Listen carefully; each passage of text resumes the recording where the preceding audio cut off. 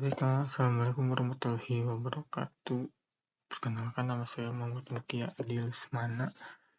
Pada kesempatan kali ini saya akan mempresentasikan materi dengan judul Pengendalian Integritas Pemrosesan dan Ketersediaan, khususnya di bab 10.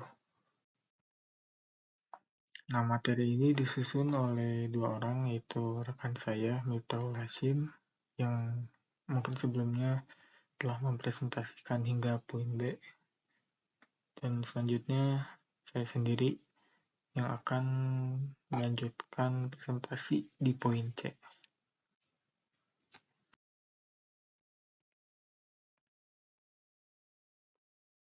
Sekarang kita masuk ke poin C, yaitu pengendalian integritas pemrosesan dalam spreadsheet.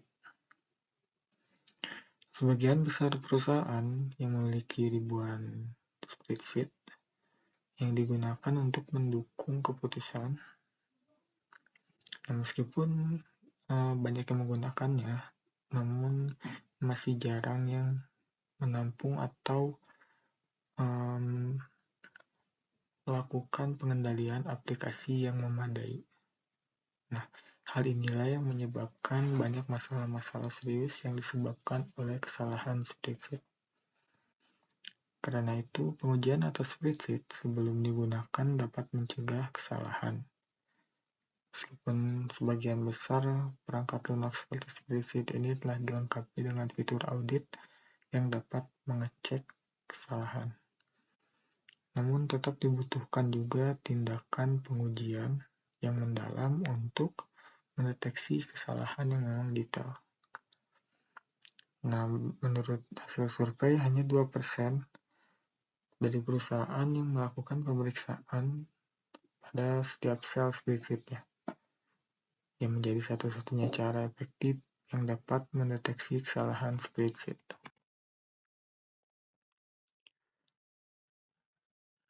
Selanjutnya, hanya 2% perusahaan yang melakukan pengecekan terhadap sel spreadsheet yang masih menggunakan metode handwriting. Praktik handwriting itu bisa dilihat dalam contoh sebagai berikut, yaitu di mana dalam satu sel ini merupakan operasi pengalian pajak dan omset bruto dalam contohnya. Nah, tarif pajaknya itu menggunakan manual, metode manual, jadi langsung dicatatkan dalam sel, lalu dikalikan dengan omsetnya. Nah, masalah handwriting ini adalah bahwa spreadsheet akan menghasilkan jawaban yang benar, tetapi variabel yang tertanam mengalami sebuah perubahan, maka seluruh sel yang tertanam variabel handwriting tersebut tidak akan berubah secara otomatis. Nah, inilah yang mengakibatkan kesalahan fatal, dan untuk mengatasinya membutuhkan tenaga yang lebih banyak untuk menyelesaikannya. Nah, lantas bagaimana untuk mengatasi masalah tersebut? Nah, maka praktik terbaik adalah untuk menggunakan metode sel referensi pada contoh berikut, yaitu dengan menggunakan suatu sel yang dijadikan sebagai patokan dalam variabelnya. Jadi misalnya dalam berikut itu omset brutonya ada di sel B5 dan tarif pajaknya ada di sel C5. Jadi kita hanya perlu memasukkan sel referensi ke dalam variabel tersebut. Nah, dengan metode ini kita hanya perlu merubah sel referensi, kemudian seluruh sel yang tertanam akan berubah secara otomatis. Nah, selanjutnya adalah ketersediaan. Jadi, gangguan dalam proses bisnis yang dikarenakan tidak tersedianya sistem atau informasi dapat menyebabkan kerugian.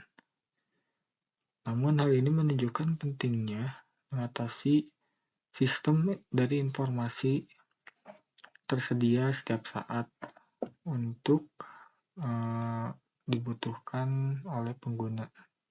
Nah, oleh karena itu, organisasi juga perlu memiliki pengendalian yang didesain untuk memungkinkan pelanjutan cepat dari operasi normal setelah ada kejadian yang mengganggu ketersediaan sistem.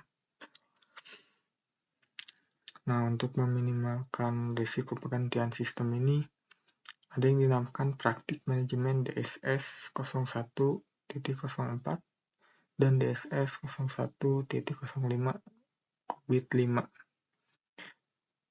menunjukkan pentingnya meletakkan risiko dan mendesain pusat-pusat data yang menaungi server dan database sehingga meminimalkan risiko yang terkait dengan bencana alam atau kesalahan manusia. Nah, dapat dilihat dengan tabel berikut, yaitu ketika kita ingin meminimalkan risiko penghentian sistem, maka yang dapat dikendalikan yang menjadi pengendalian utamanya yaitu pemeliharaan preventif, toleransi kesalahan, lokasi dan desain pusat data, latihan, manajemen patch, dan perangkat lunak antivirus.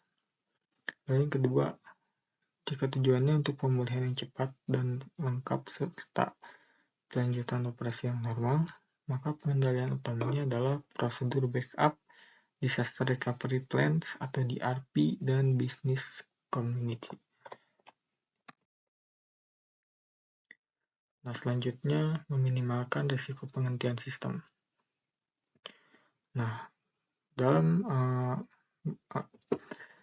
sistem ada beberapa fitur-fitur desain yang umumnya meliputi sebagai berikut, yaitu contohnya lantai yang ditinggikan untuk memberikan perlindungan dari kerusakan, lalu pendeteksi api, kabel yang tertancap khusus supaya mudah untuk menurunkan risiko dari kesalahan atau bencana yang tak terduga, perangkat anti petir yang memberikan perlindungan terhadap fluktuasi daya temporer yang mungkin menyebabkan kerusakan komputer atau jaringan lainnya.